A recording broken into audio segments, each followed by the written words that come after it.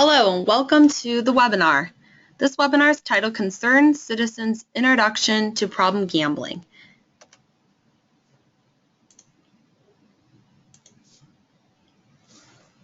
This webinar is provided by Recovery Resources. We're a mental health and addiction services agency in Cleveland. A brief overview of the gambling services offered at Recovery Resources. We offer community-based education on problem and disorder gambling at various sites, including Catholic Charities, Orca House, the Free Clinic, and CATS. We also offer a program at the Cuyahoga County Jail and the Cuyahoga Juvenile Detention Center. We also developed a program for colleges and universities in the greater Cleveland area that not only focuses on addiction, including problem gambling, but also sexual violence and mental health. We also conduct assessments at our agency and provide problem gambling treatment services. We convene the Cuyahoga Problem Gambling Coalition, which is an opportunity for mental health providers, community members, and anyone interested in the issue of problem gambling to come together and work on programs to address problem gambling, raising awareness, promoting resources in the community, and helping to cultivate new resources as well. Finally, we offer training and consultations. We'll offer training to other mental health agencies and consultation on things such as problem gambling prevention, treatment, and assessments. At the end of this webinar, you'll be able to define problem gambling, identify signs and symptoms of problem gambling, describe the impact of gambling in Cuyahoga County, intervene in problem gambling situations, practice responsible gambling behavior, and access and share community resources. So we'll start with the definition of gambling. The most basic definition of gambling is to risk money or something of value on an uncertain outcome. So you need all of these elements for something to be considered gambling in a really literal sense. Here's a list of some of the most common gambling activities. Of the community members I've been able to talk with, the most common are lottery tickets or any lottery product. So that can include scratch-offs, things like that. Then also card games. Again, card games not only are played at casinos, but also at home. And another large one are dice games. You'll see there's a broad list of different activities. Oftentimes, folks don't think of things such as raffles, bingo games that are often hosted by local churches, sports betting, any kind of internet gambling, either on a computer or on a tablet or smartphone. Also, stock market speculation. Again, stock market speculation meets all those criteria that we previously mentioned.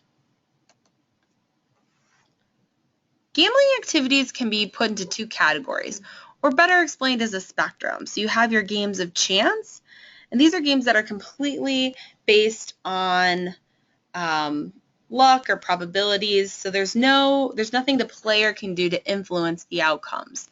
On the other end of the spectrum are games of skill. So these are games where a level of knowledge or a level of skill can impact the outcome. So the player has some control. As I mentioned, it's a continuum, so some games might be more in the middle than to one side or the other. So something like a slot machine, I'd say, is completely chance, versus something like playing cards, where certain aspects of the game are based on chance, but there are other aspects of the game that can be skill-based, such as bluffing. But again, generally, when you think of gambling activities, they fall somewhere along the spectrum from chance games to skill-based. There are also some common venues for gambling. The two most common public venues are casinos or racinos. Casinos often have slot machines, table games. Racinos is a newer term used for racetracks. And now racetracks often have what are called video lottery terminals. So if you've been to any of the racinos in Cuyahoga County, you'll notice that in addition to the horse racing, they also have what looks like a slot machine. These are actually called video lottery terminals. The difference between them and a slot machine has its own computer versus a video lottery terminal. The machines are hooked to a central computer, and they're run and operated by the lottery. So just a little difference, and two of the main venues to point out. This graph shows where casinos were available prior to 2012. So you can see folks had to travel pretty far distances to be able to reach gambling venues. Here from Cleveland, the distance was over a 2-hour drive. Similar for Columbus. There are things closer to Cincinnati or the Toledo area, but again, you usually had to travel quite a bit to reach a casino. And we know this has expanded greatly in the past several years. So you can see the different casinos that opened in 2012 and 2013. So you can see we have the 4 major ones across the state. Then you also have racetracks, which are indicated by these red diamonds. So in our area, we have the Hard Rock, Rock-Cino, and the Thistledown. You can see there are several across the state. So definitely in the past few years, access to legalized gambling has greatly increased in Ohio.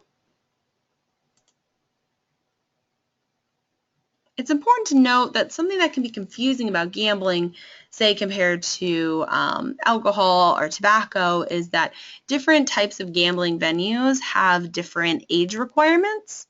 So for dog and horse racing, it's usually 18, same with the lottery versus casinos where you have to be 21. And even these ages can vary based on whatever the jurisdiction is. So again, something that can be a bit confusing in understanding the potential risk or harm associated with gambling because of these different age requirements. There is some difference between the way in which male and females gamble. So we'll first look at males. Males tend to more often have early onset gambling, so they had exposure to gambling at a young age, and they often gamble because they're thrill seeking. They're seeking that a high feeling, almost like you think with drugs and alcohol. They're also seeking some kind of excitement. Again, thrill seeking. They're also more likely to favor illegal forms of gambling, such as dice games on the street versus women. Also, there's just some differences in kind of what's been socially seen as a male type gambling activity versus female. So sports betting, poker, racetracks, again, those all seem to be kind of more seen as masculine and tend to be more games you'll see men playing. Now, women, in comparison to the early onset, they're more likely to have that later onset, something later in life, and gambling in a depressed state. And this in part, and this is true for all older adults, but potentially could be triggered by some kind of change of life event. Something like a spouse dying, having to move into a assisted living facility. So different experiences that could be, impacting somebody's mood. And just like with men, there are other types of gambling activities that are more favored by women, raffles and lotteries. I don't have listed on here, but I also think of bingo, casino games. And noted here, social roles have changed. So gambling as a whole used to be seen as more of a male activity, and as that kind of social norm has changed, you're seeing more and more women gambling, and consequently more women developing problems with gambling. They're also looking for a venue that's perceived as safe and clean, potentially that childcare is available. And going along with the concept of women gambling in a depressed state, they're more often, in comparison to men who are looking for that thrill and excitement, they're looking more to escape. So they're more likely to be kind of escapist gamblers. Just some, before we talk about problem gambling, because we'll talk a lot in this presentation about, what are some of the potential harms associated with gambling, it's important to just take a moment to know, why do people choose to gamble? just like any risky activity, there's kind of something that incentivizes somebody to put themselves at that risk. So, some of the main reasons are people are seeking some form of entertainment. Gambling also can be a very social experience. So, those are just, two of the reasons why someone might be interested in gambling. So what is the potential harm associated with gambling? It's important to note most people who choose to gamble don't develop severe negative consequences. Again, they're able to, going back to that previous slide, they see it as a form of entertainment. They do it for fun. Maybe it's something they do with friends and family on a rare occasion. They're using money they can afford to lose. And that's not really problematic gambling. We're more looking at gambling where it starts to result in some of these negative consequences or the different harm that can be associated with gambling. So most people readily think of financial loss. And financial loss can have a very significant impact on somebody's life. But I think it's important to note that it's not just financial loss that can impact somebody's life in regards to problem gambling. So another good example is job performance. Someone who's developing a problem with their gambling might become preoccupied. They're spending excessive amounts of time not only gambling but thinking about gambling, which can impact their productivity, their performance, could even result in somebody losing their job, say if they're gambling while in the workplace. And you'll notice too how these different negative outcomes are associated, how not only can you suffer the financial loss from gambling losses, but also from losing your job. Negative impacts on relationships. Gambling can impact relationships in several ways. One being that problem gamblers tend to lie about the amount of money they're spending, the amount of time they spend gambling, and many families who've been impacted by a problem gambler have noted that they could come to terms with the financial loss that has happened from the gambling, but the mistrust and the way in which they were treated by that person, that can really be the biggest hurdle to overcome. Next listed here are legal issues. So there's a couple different ways that legal issues can result from gambling. Obviously, if you're engaging in some type of illegal form of gambling, for example, in Ohio, it's illegal to serve as a bookie for sports betting or playing dice games on the street. Those are two probably the most common illegal forms I hear about. And so, that can definitely lead to some legal issues, but also committing illegal acts to finance your gambling. So theft, there's kind of this concept I've heard in talking to folks of the interconnectedness between a lifestyle related to drugs and alcohol and a lifestyle related to gambling, in the sense of somebody selling drugs to pay for their gambling with drugs, if that's, they don't have money or something else of value to gamble with. So again, you can see how this can result in legal issues. And the last thing I have here is impact on mood. And I think this one has an obvious connection to impact on relationships. So, someone who's a problem gambler, it's going to impact their mood and making them potentially restless, depressed, anxious. And so that impact on mood can definitely come back and impact the way in which someone's able to form and maintain relationships with other people. And that kind of gives an introduction to what is problem gambling. Again, the majority of people who gamble don't progress to kind of this stage of problematic gambling, but some people do.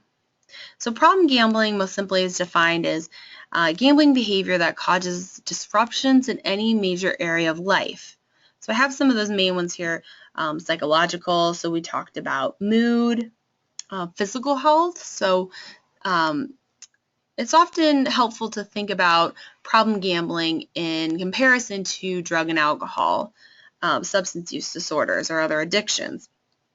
And so just like somebody with an addiction to drugs or alcohol, someone with an addiction to gambling, their physical health, you might see declines. So essentially a decline in self-care, things like sleep, eating, things of that nature. We, on the previous slide, talked about kind of the social impact on relationships with friends and family, and vocational, again, thinking about how it could impact your job. One thing I didn't mention on the previous slide, too, thinking of interconnectedness between these different harms, how potentially some of those vocational issues might link back to legal issues. So stealing from an employer, for example. So again, the more you think about it, the more you can see how these different items are associated. While this webinar is more focused to train community members, I think it's helpful to take a quick peek at what the diagnostic criteria is for a gambling disorder. So the DSM is a manual that mental health providers use to classify different mental illnesses. Gambling addiction is formally known in the DSM-5 as gambling disorder. The category it lives within is addictions and related disorders. And this is a change from the old DSM to this new version, the DSM-5. It previously was listed under impulse control disorders, otherwise not defined. And so, as further research has indicated the similarities between gambling disorder and other addictions, the decision was made to move it into this category, along with substance use disorders. And you'll see how this diagnostic criteria touches on many of the items we've mentioned on the last previous slides. So persistent and reoccurrent maladaptive gambling behavior, as indicated by 4 or more of the following. So becoming preoccupied with gambling, a need to gamble with increasing amounts of money, which I think is really important to note, and I think is another good example of how gambling is similar to other addictions. That point really gets at how gambling has tolerance, similar to drug and alcohol addiction. So just like someone would need to drink more alcohol to get the same feeling, with gambling, someone will need or might seek to gamble with higher amounts of money to get the same thrill or high type feeling they used to get with a smaller amount. So a warning sign for somebody who might be developing a problem with gambling is somebody who needs to increasingly wager more and more money or things of value. Another key component that is highlighted here in the definition is loss of control, which can be indicated by repeated unsuccessful efforts to control, cut back, or stop gambling. So this loss of control, unable to control the amount of gambling. Again, a very big warning sign somebody's developing a problem. And then we have, again, this note around mood, being restless, irritable when trying to cut down or stop gambling, which, our second bullet here discussed tolerance. This last bullet on the slide really is indicating withdrawal. People are pretty familiar with withdrawal from drugs and alcohol in the sense of it being a chemical in the body, you're physically withdrawing, but you'll see this as well for gambling as even a behavior. So it looks, withdrawing from problem gambling or disordered gambling looks really similar to someone who's trying to quit smoking cigarettes or using some kind of tobacco. So that irritability, that restless, essentially just kind of seeming on edge. Those are things to look for. The rest of the diagnostic criteria, again, it's 4 or more of these indicators. So gambling when feeling distress. So anytime someone's using gambling as a way to cope or manage emotions is pretty problematic. Chasing one's losses, so trying to win back money that's been lost gambling, again, very problematic. Again, I think I already mentioned this, the amount of lying associated with problem gamblers. So lying to family, friends, this also includes therapists. Risks or loss of significant relationship, job, or school. So again, it's interfering with somebody's other responsibilities, other obligations in life. Finally, relies on others to provide money or relieve desperate financial situations caused by gambling. And this is, when thinking about how somebody could be enabled and they're gambling, financial bailouts, it can be really difficult to see somebody you care about going through significant financial loss and to not provide that financial bailout. But definitely that's an indication someone's developing a problem. So again, not everyone who gambles develops a problem. Gambling is a risky behavior. It's something that can potentially cause harm in your life. So when you make decisions around how you're going to gamble, it's important to think about what type of behaviors are going to put you at higher risk for these negative consequences we've discussed, all the way to advancing to a mental illness of having a gambling disorder, versus lower risk gambling, that doesn't put you at much risk and is, not very likely to lead to significant consequences or developing problems or disordered gambling. So when we look at the low risk end, it's things like gambling occasionally. Again, having a kind of take it or leave it attitude about gambling. An example might be if somebody's planning to go to the casino for their birthday. You might go, but say the event gets canceled, you really don't care either way. Gambling for fun or leisure. Again, gambling as a form of entertainment really isn't much different as any other form of entertainment.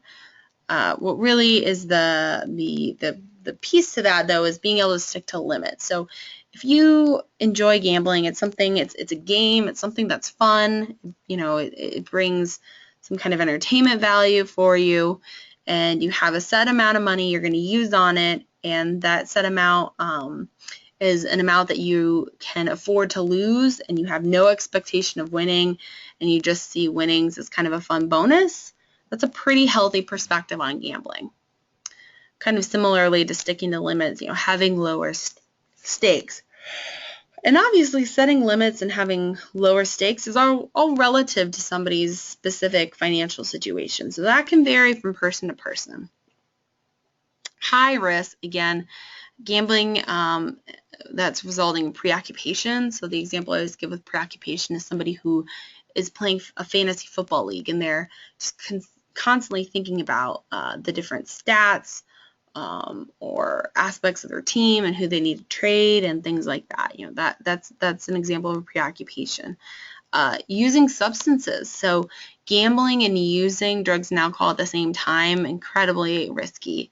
And I think for obvious reasons in that your ability to make rational decisions, your capacity for that isn't as high when you're, under the influence of drugs and alcohol. Illegal forms of gambling. So illegal forms of gambling, not only do they kind of create this risk of,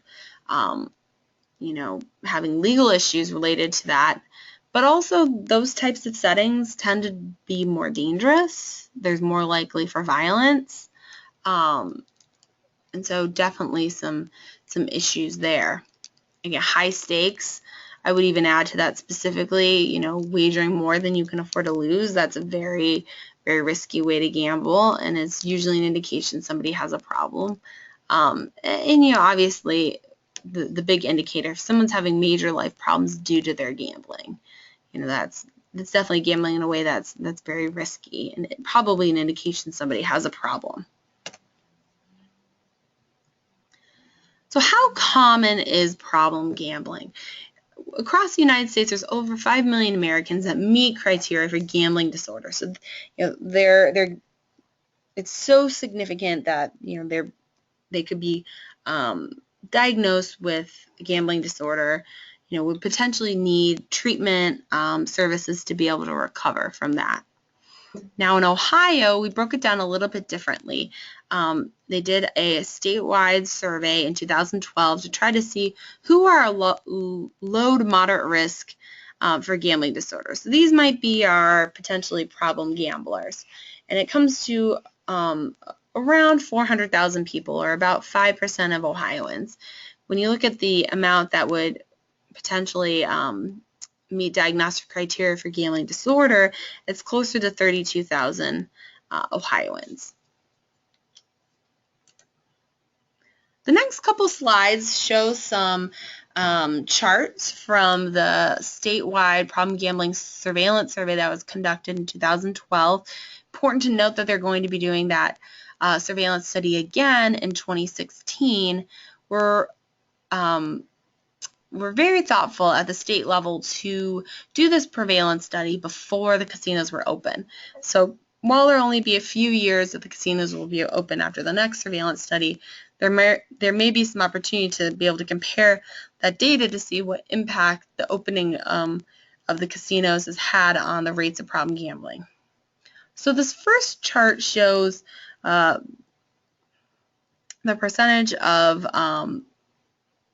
problem gambling by different race. So you can see it's slightly the at-risk problem gambler. There's a little bit higher rate among Black and African American versus white or other. Also, similar to what we would see nationally, men are more likely to have problem gambling than women. And last, age. So the highest rate of problem gambling are among people who are 18 to 24, which oftentimes surprises folks. This is an age range that aren't all able to gamble legally in casinos, for example. But again, there are many different ways to gamble. It could be in your friend's basement. It could be at a lottery tickets, which you're able to buy at 18. Dice games on the street. Really, there's many other opportunities to gamble besides gambling in the casino.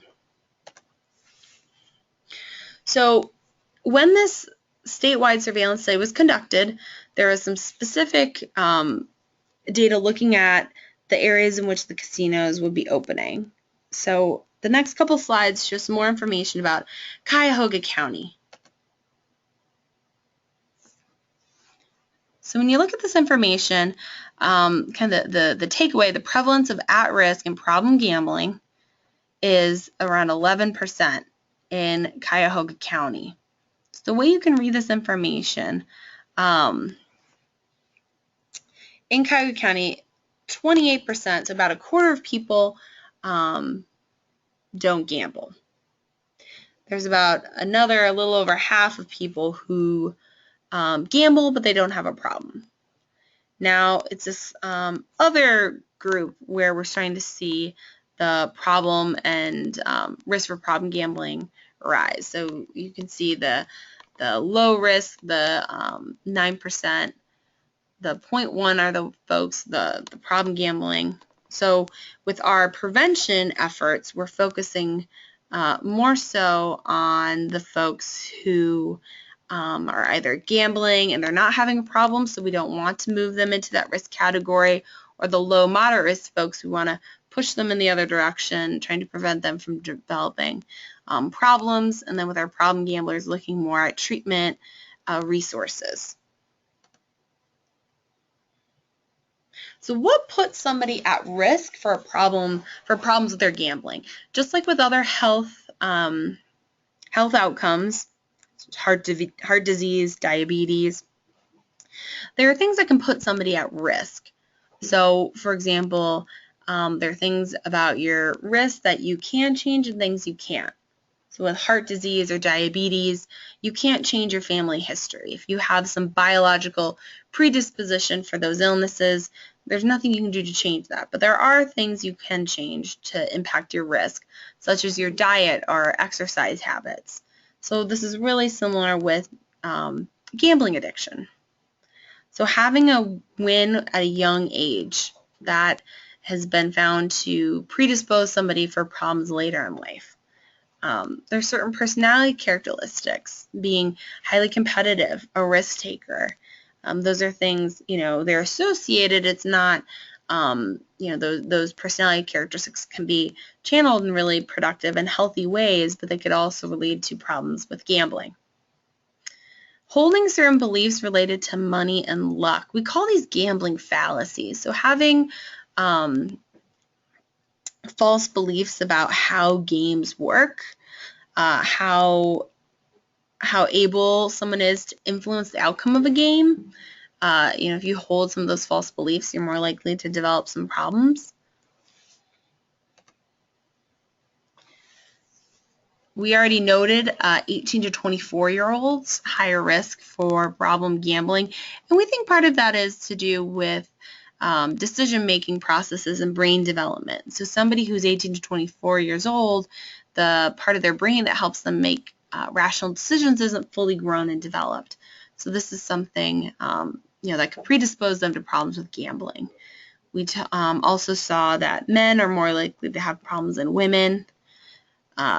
Family history, kind of a nature and a nurture impact. So we believe, like with other addictions, there's a biological hereditary component, but there's also the aspect of being exposed to gambling or having a family that holds certain values or beliefs related to money or gambling can definitely have an impact. Having a history of another addiction, alcohol, tobacco, or other drugs. So these often co-occur with problem gambling or can result in cross-addiction, in which somebody is in recovery from one addiction and develops another addiction. So somebody who's in drug and alcohol treatment and recovery, then developing problems with their gambling. And this is something we definitely see within the people that we work with.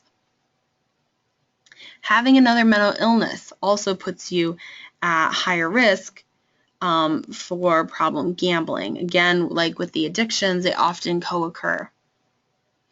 One folks don't often think about is actually working in the gaming industry. Part of that being more exposed to gambling activities, as well as having, can impact your connection to the actual odds of a game. So, for example, if you work in a casino as a dealer and you're professionally working all day, winning, it can kind of impact the way that you see games or your potential skill in those games. Finally listed here is proximity to a casino. So living within 40 miles of a casino impacts your likelihood to develop problems. And so that's kind of why with the statewide survey, the thought is to do that same survey again to see what the differences are in 2016 versus 2014 or 2012. And what changes have happened as we've increased access to legal gambling in our state.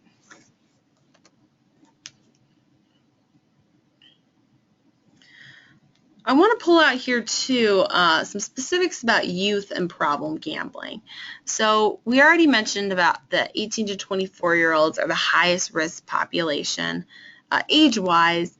Another way to think about that is problem gambling is 2 to 4 times higher among youth than in adults. There's this percentage that suffer serious problems. So not only do we have this higher amount of folks that are already, suffering serious problems, there's also a higher percentage that are at risk for problem gambling. So again, when thinking about prevention efforts, really trying to reach this age group either through, through a school-based setting or through programs with colleges and universities.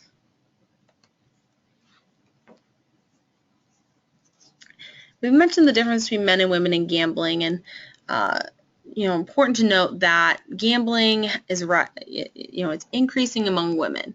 More women are gambling, and more women are developing problems with their gambling. So some predict that's related to the increase in electronic gaming machines. We mentioned this difference in kind of later life gambling and that desire to escape, uncomfortable or unpleasant emotions, and that women have this more rapid progression to problem gambling. So potentially men are more likely to start to develop problems at a young age, that it develops over a longer period of time. Women, that progression phase is much shorter. As I mentioned, there's many similarities between other addictions and problem gambling. So withdrawal intolerance, those I kind of discussed when looking at the diagnostic criteria.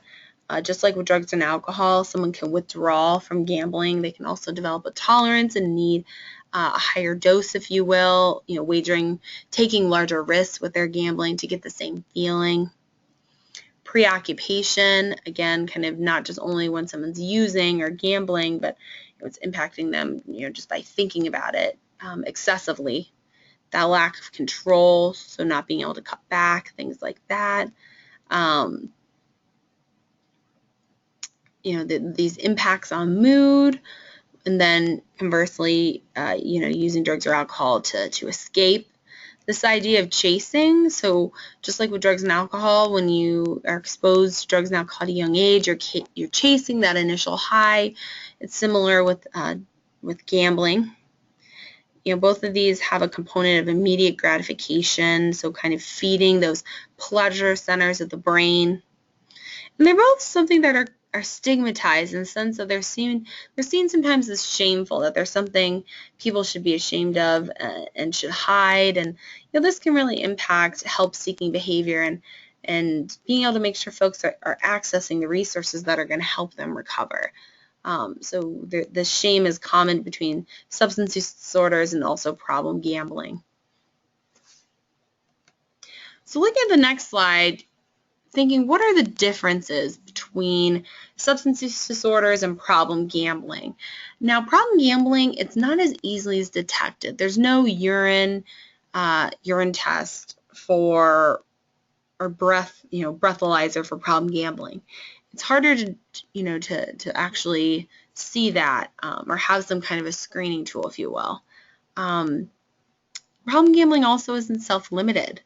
So with drugs and alcohol, it can result in overdose. There's nothing that kind of can stop somebody from further driving themselves into financial ruins. There's no self-limiting component. Of all addictions, problem gambling is actually associated with the highest rate of suicide. So the suicidality piece, is definitely important to note. Again, the severe impact financially that problem gambling can have, and also the family impact. So again, not only is that financial impact impacting that individual, it's impacting the broader family. Most of us are connected to at least a few other people financially, and so you can see how that could really impact the whole family unit. Gambling also isn't perceived as risky or potentially harmful. The example I often use is that it's not uncommon for family to get together, say during a holiday, and all play poker or some other gambling activity with other young children in their family. You wouldn't see that with other potentially harmful or risky activities. You wouldn't often see that same scenario if everyone was getting together and using drugs or alcohol. So again, that perception is different, the perception of how risky or harmful gambling can be. There also tends to be fewer resources. So I'll talk later about resources in the community. One example is, in Northeast Ohio, there's around 17, 18 Gamblers Anonymous meetings, which is great that we have those meetings, but in comparison to Alcohol Anonymous, there's much fewer resources, similar with treatment services. And we talked a little about that difference in age restrictions. This slide just really wants to highlight co-occurring disorders, how common co-occurring disorders are with problem gambling. So problem gamblers are 3 times more likely to meet the criteria for other mental illnesses. So again, when we focus on kind of our screening efforts and potentially linking people to treatment services, really making sure we're reaching folks that are receiving services for mental illness or another addiction. So we really wanted this presentation to be action focused. So what can you do to impact the issue of problem gambling? One of the first things are knowing what the warning signs are. So if you do see these among a friend or family member or even yourself, you're able to then connect with resources that can help somebody. So warning sign, bragging about winnings, exaggerating wins, or minimizing losses. Similarly, I say if anyone claims to be have skill in a completely luck or chance-based game, that's kind of a concerning or warning sign. So also someone who's spending a lot of time planning or thinking about gambling. So that's kind of that example of preoccupation setting in. Irritable or restless when not gambling, and kind of a sign of someone developing some withdrawal symptoms. Someone who's hiding the time they spend gambling, or also hiding bills, unpaid debt, and also lying or hiding the amount of time they're spending. So again, that kind of two things gamblers tend to lie about: the amount of money and the amount of time they're spending on their gambling. So on the flip side, there are things that you can do and encourage others to do to try to prevent problem gambling. And, the key here to note is everyone's different. For some folks, gambling in the way that I'm about to outline, they'll never have any issues. For some folks, they're never going to be able to gamble without negative consequences. And so the best option for them is to not gamble at all. So really, like with so many other health issues, it's about knowing yourself, understanding your own level of risk, and then, making the decisions that work best for you. So there's no one size fit all. But these are some of the general themes that we know can help prevent someone from developing problems with gambling.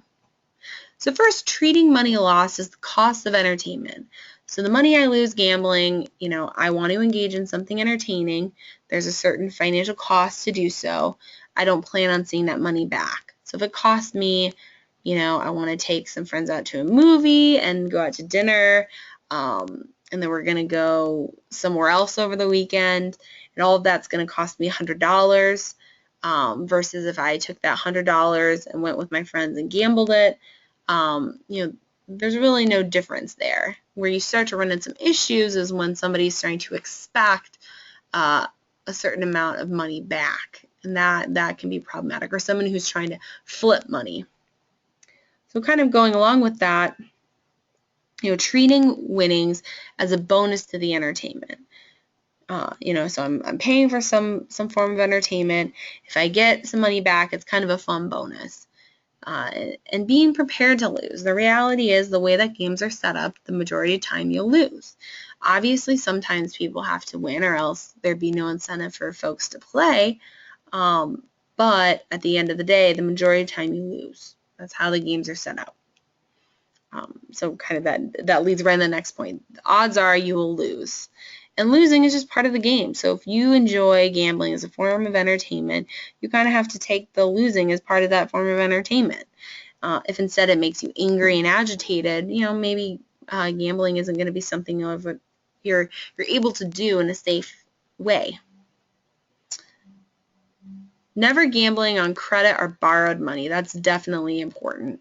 We're talking about gambling with the amount of money you can afford to lose.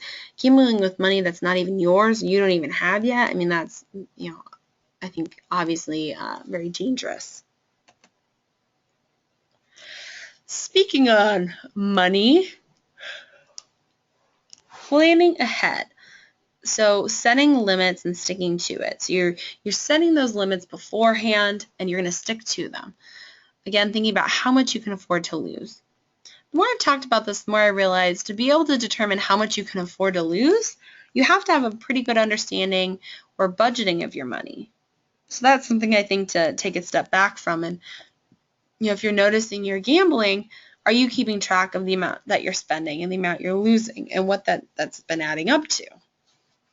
So there's kind of some financial literacy or financial management that needs to take place to be able to decide if you're gambling in a way that's not going to cause you harm.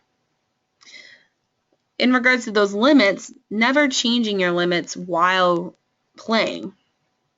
So once you've set an amount, you're sticking to it. Sometimes people find it helpful to bring a partner with you to make sure you're not succumbing to that and changing your limits at a later time. And the biggest piece probably on this whole slide is this idea of chasing. So chasing is one of the most dangerous things you can do in regards to gambling. It's when you're trying to win back money you lost. You're trying to flip money. Again, very dangerous, next to impossible to happen. And essentially you're just digging yourself into a larger financial hole. So not only do you want to set limits for money, but also time. So again, you want to plan ahead. You want to have these limits set beforehand.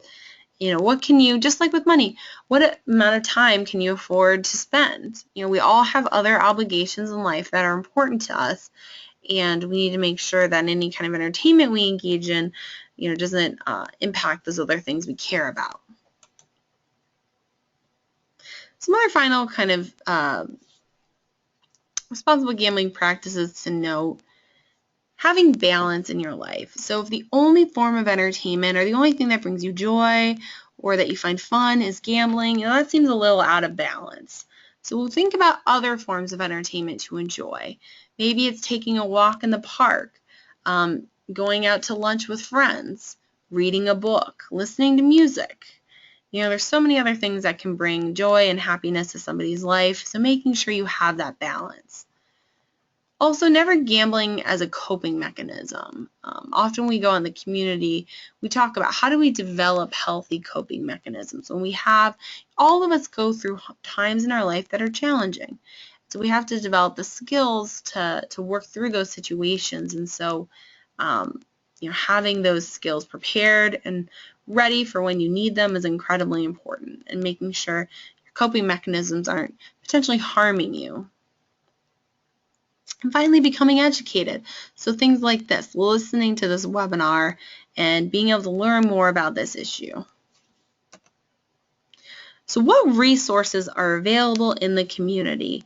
First, we have the statewide helpline. So this is a phone number. No matter where you live in Ohio, you can call and they'll direct you to local resources.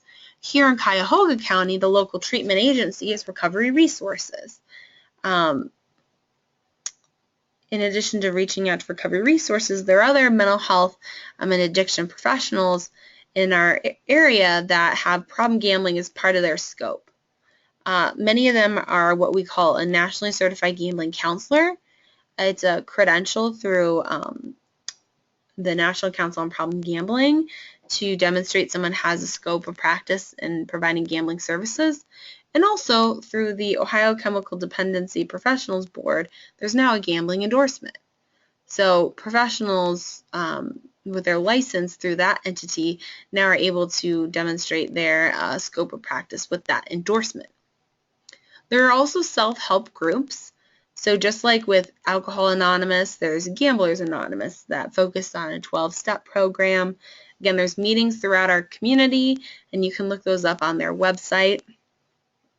Gam-Anon is another important support network. This more for family members. Again, a resource, and you're able to find those meetings on their website. Something that's offered by the gaming industry is something called self-exclusion programs. These are programs in which you can essentially ban yourself from the casino or from lottery. So these programs are either run by the Ohio Casino Control Commission or the Lottery Control Commission, or they're operated sometimes by the actual company. So here in Cleveland, we have Horseshoe Cleveland. So they operate their own exclusion program. If you're looking just for more information on problem gambling, the National Council on Problem Gambling is an incredible resource. Also, Ohio for Responsible Gambling, which is the combined entity between state agencies that have an interest in problem gambling. So that can include the Ohio Mental Health and Addiction Services, or the Ohio Department of Mental Health and Addiction Services, the Casino and Lottery Control Commissions. So when you look at this issue from a community level, the question is, how ready is our community, Cuyahoga County? How ready are we to address problem gambling? So a way to think about readiness, it's the degree to which a community is prepared to take action on an issue. And so we conducted a community readiness assessment to try to see where we are at as a community. This was conducted via key representative surveys. Those surveys represented individuals from human services, treatment prevention providers, the education community, religious community, and kind of the community at large. And so what we found was, in regards to community effort, folks that we talked to felt like there are resources available, but they're not things that their agency is putting together. And that really the reason why there aren't more resources is because problem gambling hasn't been shown to be a significant problem. Community knowledge of effort, folks had some awareness of what those efforts were, but their knowledge was really limited. So that was definitely, one kind of limitation to our Cuyahoga County's readiness.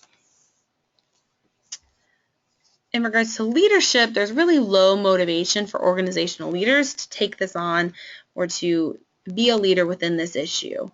They see it as something that needs to be done, but they're not really feeling it's the priority, or they have the capacity to take leadership in it.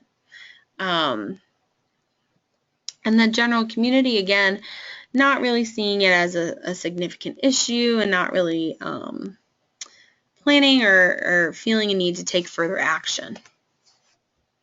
When it comes to knowledge about the issue, it's pretty varied.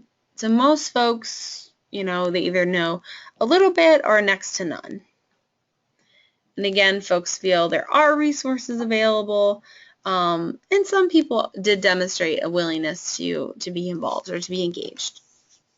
So what are the recommendations? We looked at all this information, and some recommendations were set, and I listed on here kind of what actions have been taken in response to those recommendations.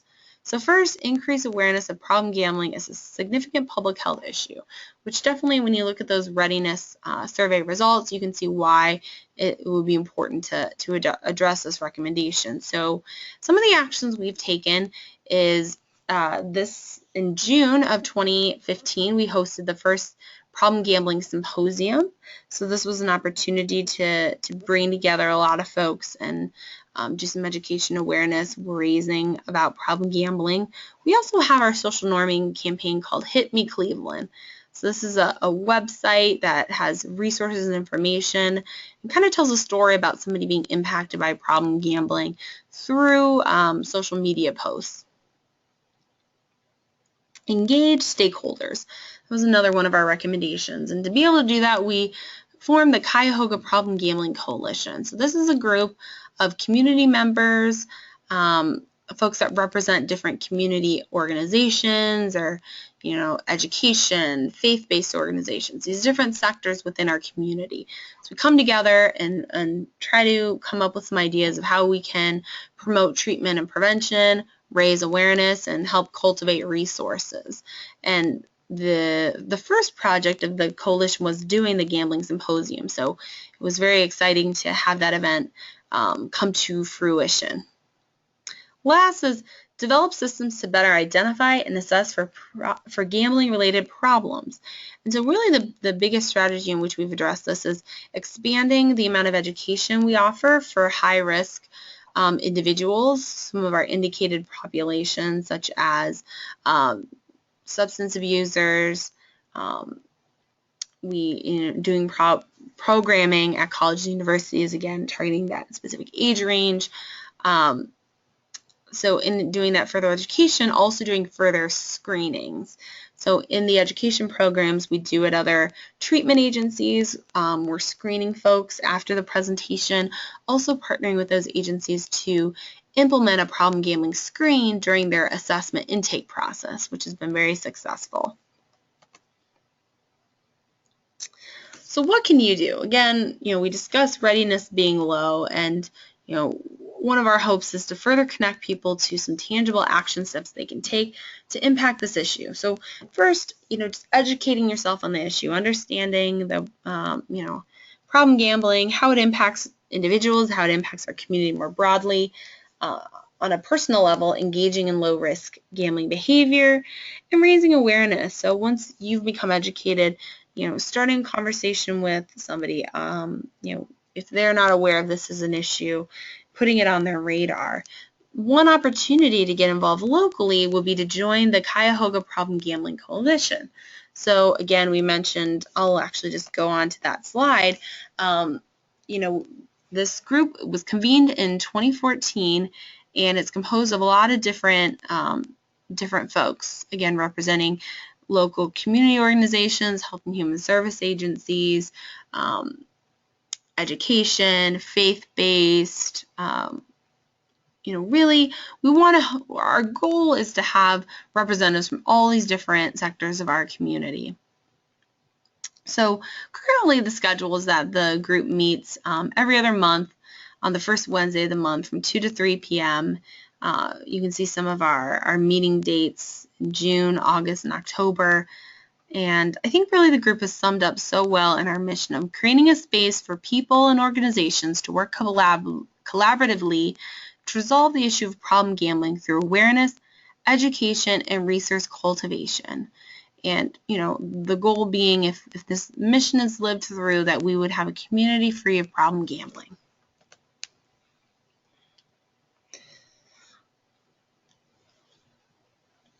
There are also many ways you can help a friend who you might think is being impacted by problem gambling.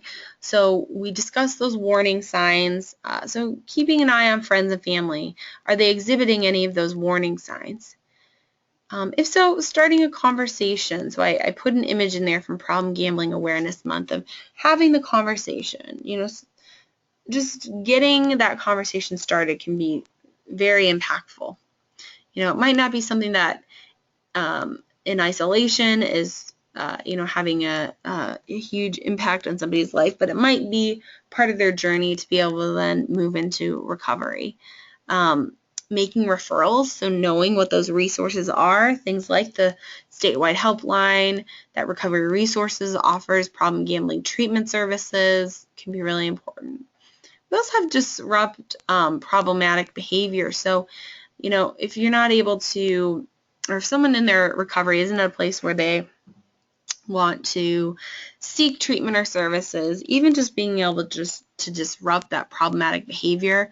So if somebody, it's your college roommate, they usually come home, they're feeling really restless or irritable, and that's when they start checking their fantasy football league. You may be seeing if you can get them out of the room during that period of time. You're disrupting the behavior. The idea being if we can have this collective impact of disrupting the problematic behavior, potentially can lead to someone being able to seek help or to address the problem. And most importantly, when somebody else is engaging in problem gambling or disordered gambling, can really take a toll on yourself. We talked about the financial impact, but emotionally, you can really leave somebody drained. And so whenever faced with this, always thinking about your own self-care. How are you, what are your own coping skills? What are the ways in which you take care of yourself? And always keeping that in mind. So it kind of gets to this idea of creating a caring community. Having this idea instead of, others' well-being, it's none of my business, versus I look out for other people. Again, thinking about this issue is how can we as a community impact this issue? And it really can kind of start with a sense of responsibility that it's on each of us to look out for each other. And looking out for each other means we do something. It could be something as simple as disrupting the problematic behavior, or something more direct, such as having a conversation with somebody. You can have the best intentions in life and care about somebody and want them to be healthy and, to have to not have these negative consequences. But if you're not taking action, there's really nothing behind those intentions. So again, taking whatever action you're able to. So I thought I'd end this webinar on a really positive quote that I think harnesses these ideas of not only how you can impact, somebody else might be suffering from problem gambling, but also this bigger picture of how do we have this impact at the community level. This is quotes from Helen Keller, and it reads, "I long to accomplish a great and noble task, but it's my chief duty to accomplish humble tasks as though they were great and noble. The world is moved along not only by mighty shoves of its heroes, but also by the aggregate of tiny pushes of each honest worker." So again, really the collective impact we're able to have. So I threw up here also my name and email and phone number. Also the website for further trainings available through Recovery Resources. We do have a training institute where we offer clinical and non-clinical training, so make sure to check out our website there for more information. And if you have any questions around our problem gambling services, feel free to contact me. My email and phone number is there. So thank you for joining us or watching this video.